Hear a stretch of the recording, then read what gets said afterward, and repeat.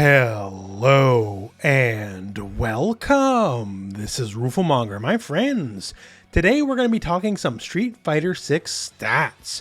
It's been a while since we've talked any kind of real statistics for Street Fighter 6. More of that was earlier on in the game's life, and the game's matured a fair bit. We know what Street Fighter 6 is now, and wouldn't you know it, Papa Capcom went and said we got all sorts of interesting stats for you and in handy infographic fashion. And we got all sorts of stats for you when it comes to just character usage, character distribution across various ranks, and this is all hot off the presses. The numbers are as recent as can be. And I figured it would be fun just to go over a bunch of these numbers, so let's start with one of the first little infographics. This here is just straight up plain character usage. What you're looking at right now is just flat out the top 5 most used characters in Street Fighter 6 across all ranks, across all control types, any metric you want to use. These are the top 5 characters. And to look at these, I'm sure this comes at the surprise of very few people. You say top 5 characters and you see Ken, Luke, Ryu, Cammy, Juri, and you look at that and like, yeah, that's about right to me. These are the characters people generally associate with modern Street Fighter, and sure enough, they represent the top of the charts. And most of the characters there are also pretty good, which helps. But of course, the real fun with these kind of numbers isn't just, who's most popular, because generally, that's usually pretty easy to figure out. Popular characters are popular for a reason, and we see a lot of them, so who they are, not really a mystery. But when we start getting into the minutia, that's where that stuff starts getting really fun. So here's number 6 through 15 as far as popularity goes. And newcomers are doing pretty good here. Jamie and Marissa are numbers 6 and 7.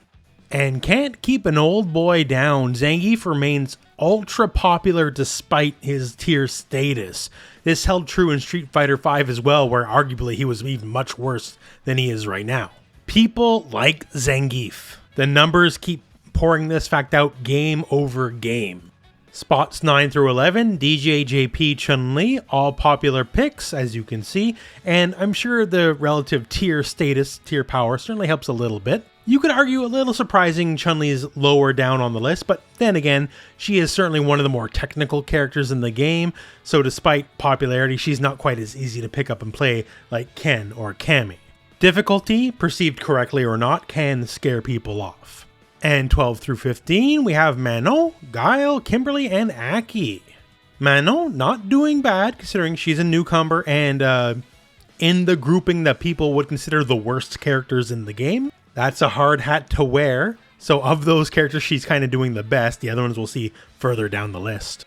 And other stalwarts like Guile, once again, charge character, perceived more difficult. Not as, say, considered as powerful as DJ, who's higher up on the list, also being a charge character. Maybe lower than you expect, but hey, the numbers are the numbers. And Kimberly and Aki, that's about where I would expect them to be. So who's at the bottom of the barrel? So 16 through 20, Lily, Blanca, Rashid, E Honda, and Dalsum. So we got a good mix of decent and bad characters here, so it's not just pure tier power that decides these factors. Lily and Honda might be, frankly, really bad characters overall, but Rashid and Blanca are not bad at all. They're pretty solid.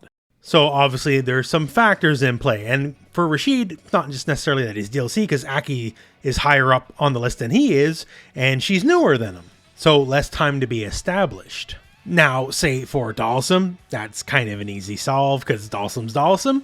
I'm happy he's in the game, he should be in the game, he deserves to be in the game, but he's perceived always to be the hardest character, and people are just not going to gravitate towards that kind of character. Especially when he's not a pretty girl like the other hard character in Chun-Li. But yeah, Blanca's a monster, man. Honda's Honda. Like, I love Honda. I'm one of the biggest Honda defenders you'll ever meet. But I understand he's not as popular as some of the other characters. And Lily inherited that T-Hawk charm, I guess, in that not too many people are interested, sadly. And that's the numbers for pure popularity. For me, the biggest takeaway is even after the launch, we've had the game out now for months and months and months, characters like Jamie and Marissa remain very popular. The new character shine has certainly worn off at this point, right? So it's certainly not that. These guys are legit. People like these characters, which is great. You like seeing a newcomer character holding their own against the established classics. But what about other stats? Because we certainly have a lot more to go with, right? So let's show something interesting. Let's talk control types. So let's use modern controls specifically. Modern controls, top 5 is mostly the same, although Marissa is much higher up. So modern control fans like that easy big beatdown from Marissa. And hey, fair enough. If you are 100% new to the game, modern controls Marissa is probably something I might actually recommend to you. How about going down the list here? Zangief also a little bit more popular. Lily a lot more popular. Normally overall she's ranked 16, but here with modern controls specifically she's number 10. Zangief also doing better in modern controls as well. I think just the characters with the pile drivers, the 360s, people are more attracted to them with modern controls. And going at the least played modern control characters, about what you would expect. Aki taking a pretty big fall and Dalsum just at the bottom. So that's modern. What about classic controls? So once again, top 5 about what you would expect, but Ryu shoots up heavily to number 2. In modern controls, Ryu is number 8. So this one specifically, you can tell people who want to use Ryu want to do it the quote-unquote old-fashioned way. More so than basically any other character, a Ryu player is going to be overwhelmingly a classic controls user. Getting more to the middle of the list, more kind of compressed, I guess. Very similar to modern in some ways. Guile's a little bit higher up, I guess. And at the bottom of the list, once again, we're kind of seeing the same characters here. Obviously, deviations between the two. The big stories on both sides of me. Modern Lily, because she just way goes up the list in modern. And for Ryu, people just like that classic. They want to play, well, Street Fighter. Okay, so we burned through some cool stats here. But what about ranks? Let's look at kind of the bottom, the beginning ranks, and also master rank. So here for rookie and iron rank, these are the lowest ranks, right? We do see a little bit of a different story. In that one, Jury is number 1, not Ken. So I guess you can call them the more casual fans of Street Fighter, really overwhelmingly like Jury. To that point, Cammy is also number 2, not Ken. So, say what you will. And Jamie on both is in the top 5, so doing well for the newcomers. Luke and Jamie are pulling the interest of the casual fan base. Well, frankly, this means, they have a good chance showing up at Street Fighter 7. Now, for Rookie and Iron, another interesting story is Chun-Li's actually higher up than she is in the overall. So beginners are perhaps not as scared off as trying out Chun-Li. So Chun-Li usage kind of drops the higher the ranks you go. And I do like the difference here, even between Rookie on the left and Iron on the right. Manon is more popular in Rookie and falls off in Iron, and Zangief is more popular in Iron and falls off in Rookie. I think this is actually a really fun story of just the relative power of the two characters against each other. And at the bottom, well, kind of the same story we've been seeing a lot throughout these numbers. So those are the beginner ranks, right? Let's flip the table here and let's go to master. Now, the master ranks don't delineate between just plain old master and like whatever your MR may be. Just takes everything all in one lump sum. But still, some interesting numbers. So top 5, some of the characters you've been expecting, but we're kicking Jury out. At the higher levels, at master and beyond, DJ becomes much more popular. Why is that? Well, frankly, at the higher ranks, you just want to win, and DJ's a pretty good character to win with. Now, what about the middle ranks? Don't worry, Jury's still there, she's just number 6 instead. Jamie and Marissa still popular, although as you can see at number 8, JP quite a bit more popular than we've seen in quite a few of the other listings. And once again, just like DJ, he's simply one of the better characters in the game. It's as simple as that, so more people are going to use him at the higher ranks. Same deal why you can see here Guile a little bit higher than we've seen him in some of the other lists, because he's one of the better characters. So who's at the bottom of the barrel here in master rank? Well, it's sort of the same story we keep on seeing throughout all these other lists here. Blanca, Rashid, Honda, Lily, and Dalsum.